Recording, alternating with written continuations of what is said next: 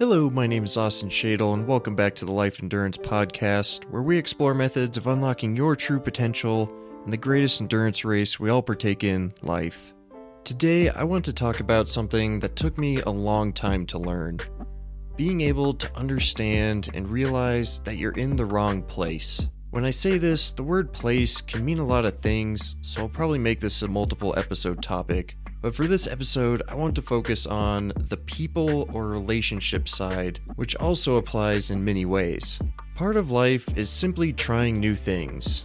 New jobs, new hobbies, new friends, new partners, and in general for this episode, new relationships. We can be as prepared as possible, but none of these things are ever guaranteed to be the right fit.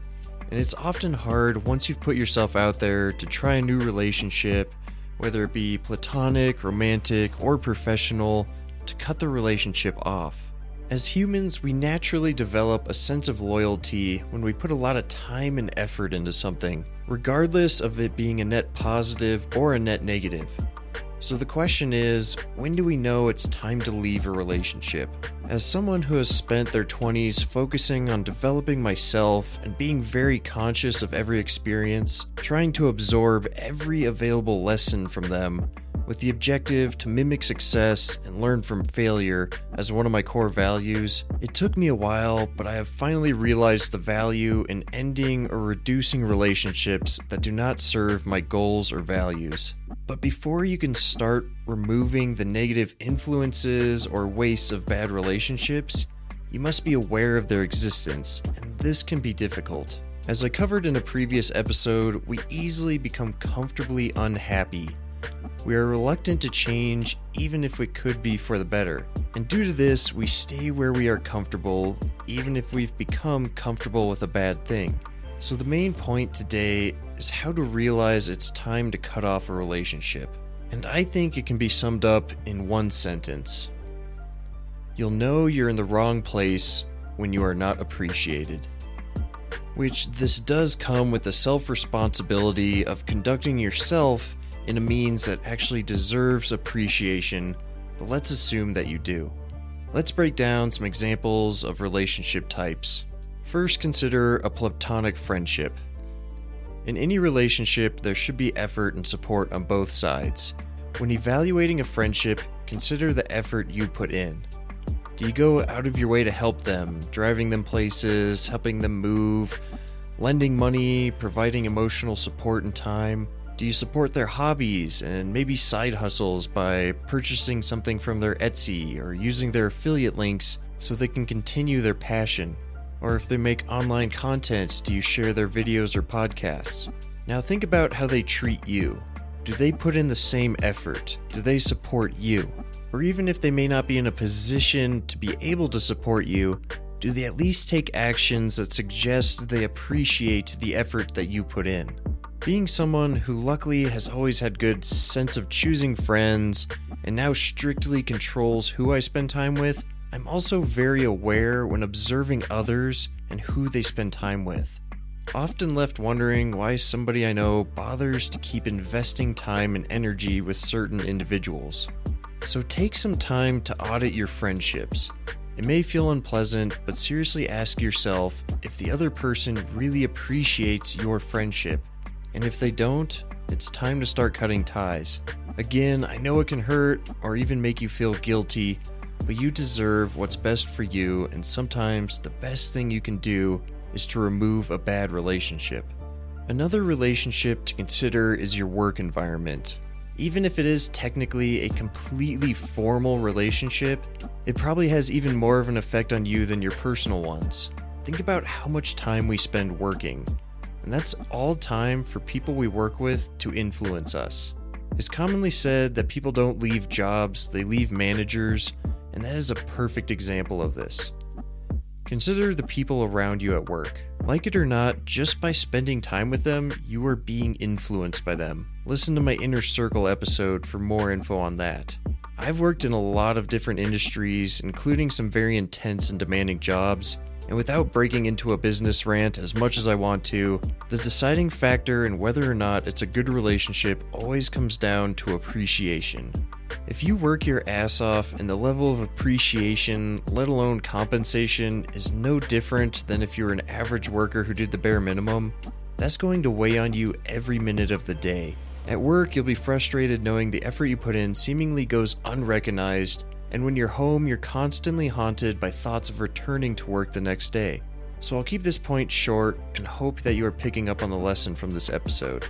Again, remember how big of a chunk that work takes from our life. There are so many jobs out there, and I can tell you from experience, it can change your life if you take the leap and leave the one that does not appreciate you. And now we consider the final and most impactful, a romantic relationship. Realistically, this can be viewed very similarly to a friendship, but on a much deeper and more personal level. And due to this, it's the type of relationship you should be most aware and critical of. Assume this is a very serious romantic relationship, you heavily rely on each other for emotional support and spend a significant amount of time together. Again, consider the effort you add to the relationship. Effort supporting your partner's goals or hobbies. Effort giving emotional support, adding the weight of their issues to your own. Even physical efforts like acts of affection or doing chores and nice things for them. I think that the simple fact of being in a relationship often holds too much power in our mind. We tell ourselves that we should just be grateful to even have a partner, especially in today's complicated social jungle and pressures. But that doesn't mean being in a relationship is a good thing. One of the hardest decisions I've ever had to make was ending a 3-year, very serious relationship. 3 years, especially when you're young, is a lot of investment, and it makes it hard to let go. But there reached a point where the effort was completely one-sided and the negative effects spread to the rest of my life. But the thing that hurt the most was the lack of appreciation for all the support and effort that I put into the relationship. While I know it wasn't intentional, they reached a point of completely taking advantage of what I added to the relationship, and in return, I received acts of selfishness, unkept promises, and a lack of respect for my own feelings. Now, especially in romantic relationships, there will rarely be moments of equilibrium. At any time, it's likely that one side is supporting more, and it should be a back and forth effort. But there is a boundary point. If it is a good relationship, even if the effort is more one-sided due to special circumstances, the person receiving the support will at least show a great appreciation for the effort their partner is putting in. If they are not, then the boundary point may be reached. If you have communicated that this boundary point has been passed and the other person fails to make the necessary changes to re-enter a state of support from both ends, it's simply time to end the relationship. We've probably all heard plenty of stories of people staying in a relationship too long, and you can probably even name someone you know currently in one of those. So again, you must be aware in a relationship. If you are not appreciated, that is your sign that changes must be made. You deserve to do what is best for you, and staying in a bad relationship will likely only lead to regret. This can be a difficult part of life to navigate, but I hope this episode provided a mental tool for anyone looking to improve their life and relationships. Removing relationships can be extremely hard, but unfortunately is a key step to becoming the best version of yourself and living your best life. Thank you for listening, and I hope you are finding value in my content. If you are, please take a few moments to share your favorite episode. And if you want to support the podcast while also supporting yourself, please check out my affiliate links in the description. You can support me and save 15% with the code SHADY15 or by using my link on my personal favorite supplements that I have used for years from Cage Supplements. And if you'd like to go on epic mountain adventures like me, check out the clothing brand Kettle Mountain. I can personally vouch for the comfort and quality of their gear, and they have a lifetime repair guarantee for any damage, so the price is easily worth it. Use the code BEAST to save 20%. Also, check me out on Instagram at endurancebeast, and feel free to reach out at any time. And as always, I look forward to sharing the next episode.